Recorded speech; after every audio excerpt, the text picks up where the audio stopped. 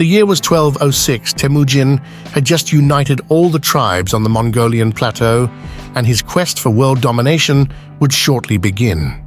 He was given the title Genghis Khan and was about to embark on a journey that would change the world forever. But although he had at his command 100,000 Mongol warriors who were ready to die for him, Genghis Khan had one major obstacle that had to be overcome. This obstacle was China's Jin Dynasty. They had been at war with the Mongols for a long time, and in the past, their strategy to deal with the Mongols was divide and conquer. They would split the Mongol tribes up, keeping them isolated from each other and easier to control. But now, Khan had united the tribes. This was no longer an option. The Jin Dynasty's backs were against a wall, literally. A few years before, Genghis Khan had subdued the Ongud, a Mongol tribe that were helping the Jin dynasty in northern China. He also broke the Ongud's allegiance with the Jin dynasty by marrying one of his daughters to their chief's son. This was all part of his plan to invade northern China in the coming years. After he subdued the Ongud tribe, the Mongols started stockpiling weapons and gained control over the Yin mountain range in northern China, all in preparation for a military campaign. This was in the year 1204, 2 years before Temujin was crowned Khan. He really did look ahead. He was a savage warlord, but also a master strategist. The Jin dynasty had built a wall 75 years before, which was referred to as the Jin dynasty's Great Wall, and aimed to help fortify their borders with the Mongols. Maybe it was confidence in their walls, maybe it was faith in their massive armies, who knows? But Emperor Xingsheng of the Jin dynasty severely underestimated the Mongols. He believed his empire was way more powerful, and it was, but it wouldn't be for long. As the years went on, tensions grew, and in the year 1210, Genghis Khan publicly insulted the emperor, calling him a coward and claiming that the emperor of China should be a man from the sky like me. The Jin emperor was so enraged by this insult that he executed the Mongol messenger. The battle lines were drawn, and an enormous conflict, the likes of which is rarely seen in the world, would begin. By March 1211, Genghis Khan rallied 100,000 troops for his campaign to invade China, leaving only 2,000 men to guard their homeland. This meant he had deployed over 90% of his entire army. He really meant business, but although a horde of 100,000 Mongol cavalry sounds absolutely terrifying, they were up against the Jin dynasty of China, whose army's numbers exceeded 1 million. This invasion wasn't going to be easy. Before embarking on this journey of destruction, Genghis Khan prayed to Tengri, the sky deity, and made a symbolic vow to avenge his ancestor Ambagai, who was crucified by the Jin dynasty 60 years before. Now his preparations were complete. Khan and his horde charged towards the Great Wall, and the Mongol War of Conquest against the Jin would begin. The Great Wall, with its many castles and towers, was defended by 1 million Jin soldiers, 10 times the amount of Khan's army. On the field, the Mongols would have been slaughtered by an army that size, comprised of 800,000 infantry and over 150,000 cavalry. But the general commanding the troops on the wall was no match for Genghis Khan's strategic genius. Khan had employed his scouts way before the campaign had begun to observe the wall and the Jin's forces' movements, and realized that they had spread their 1 million soldiers out across the length of the wall, making their vast numbers meaningless if Khan chose to strike just one section of the wall, which is what he did. With the use of his scouts, Genghis Khan spotted the least defended section of the wall, the Wushu fortress. This path into China led to a desert ridge named Yehuling, and was just northwest of the Joyong Pass, the gateway to the Jin capital of Zhongdu, present-day Beijing. It was also at this ridge where the main bulk of the Jin army, 400,000 troops, were stationed.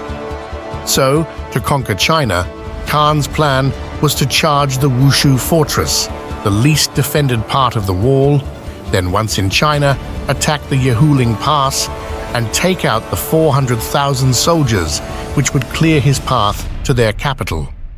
A good strategy on paper, but in reality, it was no easy task, especially since he still had 1 million Jin troops to overcome, and another 400,000 of them were waiting for him at the Yehuling Pass, which he had to take for his plan to succeed. Hungry for Jin blood, the Mongols attacked Wushu Fortress. The Jin Chancellor Duji Sejong rushed to defend that section of the wall with 50,000 troops. The Chancellor sent for reinforcements while his troops aimed to hold of the horde of Mongols. But Khan saw this coming and sent one of his sons to lead a separate force and attack the Jin's western capital and block any reinforcements. Genghis Khan would lead the main army and attack Wushu Fort directly. They crushed the Jin force of 50,000 men, and Duji Sejong, the chancellor, was killed. Now in China, with a decisive victory under their belt, the Mongols would rest for a month before advancing onto their next challenge, Yehuling Pass. This all took place between March and June 1211. Wanyan Yongji took the place of Duji Sejong as the new Jin chancellor, and it was now his job to repel the invading horde of Mongols. He decided the best course of action was to abandon 3 of northern China's biggest cities and move all of his men to Yehuling Pass. With all of his men there, plus the mountainous terrain, he believed they'd be able to halt the Mongols' descent into their capital. A good plan. Mountainous terrain was always a challenge for Mongol cavalry, who excelled on flat plains. But this terrain held an unexpected advantage for the Mongols. The Jin's troops of nearly 500,000 were spread out over the mountain range and were concentrated in different valley choke points, meaning just like with the wall, their huge numbers were stretched thin. This would prove fatal. The difficult terrain and distance between divisions made communication and troop coordination difficult. Khan, foreseeing this again, launched a focused and concentrated attack. Before the battle began, though, the Jin emperor sent a diplomat to negotiate with Genghis Khan and try to work out a peace agreement. This was another fatal mistake for the Jin Dynasty. The diplomat, Shimo Mingan, was of Khitan descent, a nomadic tribe of China and Mongolia that were very similar in culture to the Mongols. Genghis managed to persuade Shimo to surrender and join his side. He took the offer and was able to provide Genghis with invaluable military intelligence about the Jin army. Now, with a solid strategy to overcome the vast number of forces defending the pass, Khan made his full-on assault. He started by sending a trusted general, Mukali, to lead a unit to launch a surprise cavalry charge on the enemy via a passage called Huan-Er-Zui, which translates to Badger's Mouth. Before the battle, Mukali promised Genghis Khan, "I will not return alive if I do not defeat the Jin army." The Mongol army's morale surged. Because of the mountainous terrain, the Mongols were unable to deploy their superior cavalry to its full advantage. Hence, they dismounted and fought on foot. High on morale, the Mongols defeated the central Jin forces and fought their way towards Wanyan Yongji's main camp. Due to poor communications, the Jin forces on the sides were not able to reinforce the central Jin positions. Eventually, the Jin army became disorganized, lost its morale, and started to break. Then their commander, Wanyan Yongji, was killed. With the collapse of the central Jin forces, the other Jin forces nearby soon routed and a massacre followed. The entire Jin army was destroyed, leaving dead corpses for over 100 miles. This battle took place in August 1211. Now the new chancellor, Wanyan Yongji, was in deep water. He was the only man who could save China from impending doom. He managed to rally the scattered Jin forces after the Battle of Wanyan and Yehuling and gather at Huihe Fortress. However, they soon came under attack by pursuing Mongol forces around October 1211. The Mongols swiftly surrounded the Jin forces and engaged them in fierce battle for 3 days. Genghis Khan then personally led 3,000 horsemen on a cavalry charge towards the enemy, while the remaining Mongol forces followed behind. The entire Jin army was destroyed, while Wanyan Yongji barely escaped alive. Wanyan Yongji was replaced by Tushan Yi, the new chancellor.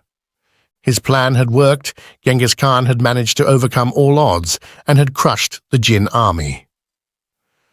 Now, with Yehuling Pass taken, the road to the capital was clear, and it was only a matter of time before victory would be his. After the Jin defeat at the battles of Yehuling and Huihe, the Emperor Xingsheng was assassinated by one of his generals in their capital of Zhongdu. The general then took control of the city. The Mongols pressed on and besieged Zhongdu for about 4 years.